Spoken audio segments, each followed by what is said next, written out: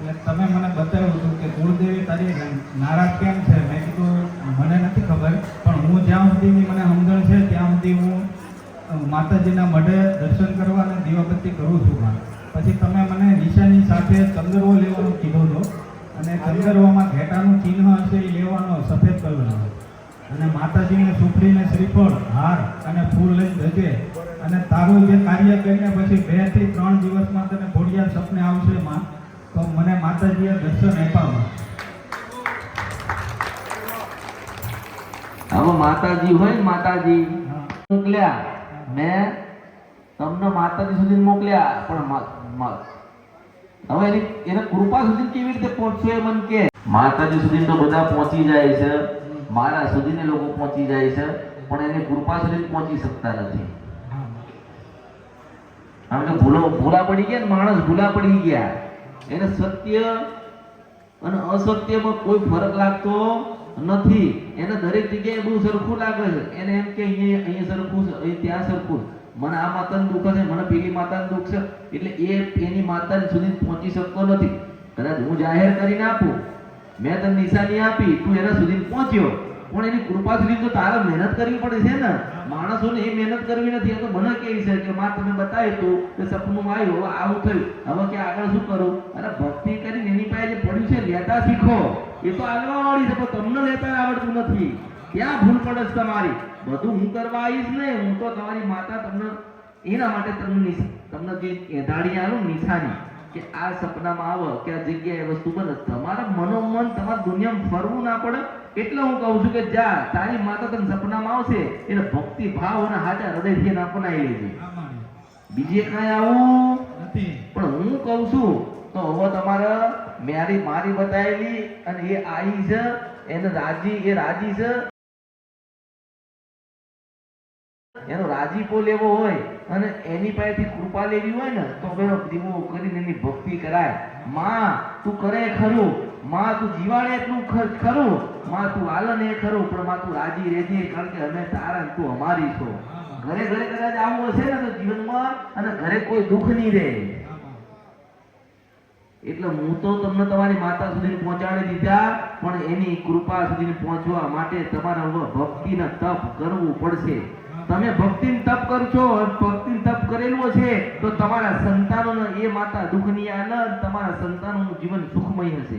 તમે આજે દુઃખી છો તો બધે ફરો છો, કોઈ સારું મળે, કોઈ ખોટું મળે, કોઈ સાચું બતાવે ને કોઈ ના બતાવે, પણ હું તો તમને તમારી માતાનો ભેટો કરાવું છું, તમારું માતા તમને પ્રમાણ આપું છું, અને તમને કહું છું કે આજ દીવો, આજ માતા, અને આટલું જ કરવાનું છે, અને એમ જ પરિવર્તન થશે. પણ માણસ સમયસર જાગતો નથી. મન જ વળીને કહે છે પાછો, માં સપનું તમે કીધું તો મને સપનું તો આવ્યું, મને માતાજી સપનામાં આવ્યા, હું શું કરું?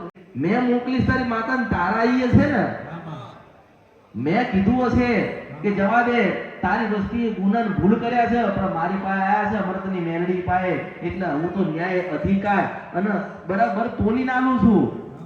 એટલે તારી માતાને મારા પર વિશ્વાસ હોય, મારી પર વિશ્વાસ હોય કે આ માતા બતાવશે ને કે મારો દીકરો કરશે, એટલે મારે જવું પડે સપનામાં. કે એટલે તમારી ખોડિયાલ હોય, મેલડી હોય, કાળકા હોય, તમારા સપનામાં આવે અને મારો શબ્દ નીકળે ને, એટલે એ પાળી લે બિચારી. ક્યારે? કે એને વિશ્વાસ છે મારા ઉપર.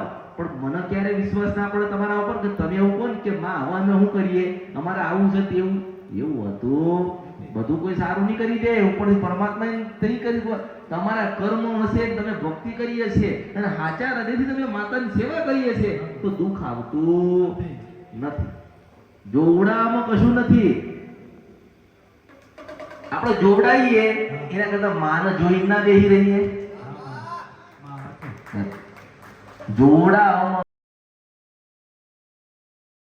કશું કઈક ની પેઢીઓ, કઈક ના ઘર અને કઈક ના જીવન કતાર્યાની અંદર, પણ કશું મળતું, કશું મળ્યું નથી. અંતે જતા સરવાળો, અંતે જતા મીંડું વળ.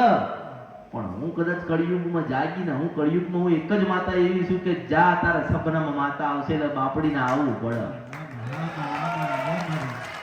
કારણ કે ખબર છે કે અમૃતની મેલડી એટલે કળિયુગનો રાજા 13,000 વર્ષ પહેલાની મેલડી બોલી. એ દુનિયાના કોઈ પણ ખૂણે હોય એ માતા તો પછી કૂદકો મારીને તમારા સપનામાં આવીને ઊભી રહીને તમને જગાડી દે. તમે સમયસર જાગતા નથી. મારી આપેલી, મારી બતાવેલી, મારી કીધેલી માતાની ભક્તિ કરશો ને તોય તમે ઉજળા થશો. એટલે કૃપા લેવાનું રાખો, આશીર્વાદ લેવાનું રાખો. કામ ના કરશો. કામ તો બધા થવાના છે, અને હું તને ગમે એટલો ધનવાન બનાવી આપું ને તોય તું ભગવાનના ઘેર જતો રહેવાનો છે. કશું લઈ નથી જવાનું, બધું મૂકીને જવાનું છે. પણ આપણે એવું મૂકીને જઈએ ને કે ગમે તેટલા વર્ષો જાય ને માતા આપણા સંતાન થાય ને ત્યાં ઉઠીને બાપડી બેહી રહે કે ના, મારો વચન હતો કે હું કલ્યાણ કરીશ, કોઈ દાડો પેઢી ડૂબવા નહીં દઉં.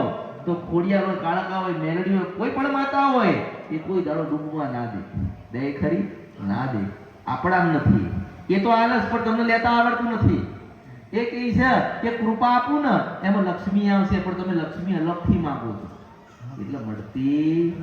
માણસ બહુ ભૂલો પડ્યો. પણ હું માતા છું ને, અને હું માતા બોલી છું ને કે એક દાડો તમારા ભગવાનના ઘેર જતાય કમરતની મેલડીને મળવા આવવું પડશે. દુનિયાનો કોઈ પણ માણસ હોય, હું માતા બોલું છું કળિયુગમાં કે તમારા ભગવાનના ઘેર જતા પહેલા મારો આ એક રૂપ તમારે જોવો પડશે, મારો શબ્દ તમારે સાંભળવો પડશે, મારા દર્શન તમારે કરવા આવવું પડશે. દુનિયામાં આખી દુનિયામાં તમે ફરી લો ને, આખી કે ધરતીઓ પર આટલા જ્યોતિર્લિંગ છે તો જયા, આટલી શક્તિ પીઠ છે ગયા, પણ કોઈ ના કીધું કે તારા સપનામાં આટલા વાગે માતા આવશે. એક હું જાગી, મેલડી જાગી ને એટલે હું મને બોલું છું. મને જાવ છે એટલે આયા વગર ના રે. આ હુકમાં આટલા વાગે ને આટલા સમયે એટલે આવે ને આવે. પણ તમારી માતાઓને જગાડીને આલી છે, તમે ઊંઘી ના જતા. તમારી માતાઓને મેં ટવકા કરીને જગાડ્યા છે કે જાગો ને જાગી છે, પણ તમે ઊંઘી ના જતા. આ કળિયુગ છે ને એટલે કળિયુગનો કાળા માથાનો માનવી કોઈનું નહીં, અને મનુષ્ય હોય એટલે બોલીને બીજું બોલે, પણ હું અમૃતની મેલડી નહીં. મારું બોલેલું બધાનો મિથ્યા નહીં થાય ને થશે નહીં. અને ગમે તેટલા જુગોનો વર્ષો જતા રહે છે ને, હું છેલ્લી પહેલી મેલડી છું કે હું જ બોલું બને, હું મોકલું તો જ આવે, હું કહું તો જ થાય, અરે જો તમે જોવડા વાળા જેટલા છો ને એટલા જોવા વાળા બેઠ્યા છે. તમે તમારું દુઃખ કહી દેશો, માતાનું અમારું દુઃખ છે માં મટાડજો, માં કૃપાના આશીર્વાદ રાખજો, અને માં આટલું દુઃખ આવ્યું છે. પણ હું એવું કહું છું કે તમે કઈ ગુના ભૂલ કરીને એટલે તમારે જોવડાવાનો દિવસ આયા ને બહાર જવાનો દિવસ આયા, પણ તમારો સાચો હૃદયનો ભાવ થઈ જાય ને કે માં અમે બહાર જોવડાવા જઈએ તો માં એવી જગ્યાએ મોકલજે ને કે જ્યાં તું જ બેઠી હોય. તોય હું એની એ જ કહું કે હું ચોટીલાની સાઉન્ડ બોલું છું. આ વિશ્વાસ જતો ના રે તમારો. હું એવું કહું કે શંકરપુરની બહુચર બોલું છું, હું એવું કહું કે રાજપરાની ખોડિયાર બોલું છું, બામાની દેવી કારોડી બોલું છું. એટલે તમને શ્રદ્ધા અને વિશ્વાસનો ભાવ થાય. અને જેટલા મને મળી ગયા ને અત્યારે એ પાછા કે હોય કે માતે કીધું તું કે હડકભાઈના રૂપમાં આવશે તો હડકભાઈના રૂપમાં જવો.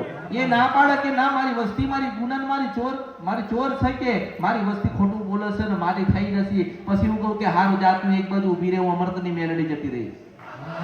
પાછી હું હડકભાઈનો રૂપ લઈને પાછી દર્શન આવી દઉં એટલે શ્રદ્ધા વિશ્વાસનો ભાવ જાગે, અને મારો બતાવેલો દીવો ને એમાં ભક્તિ ભાવ જાગે. એમાં લાગી જાય એ રહ્યો કે ના માતા આવી હતી.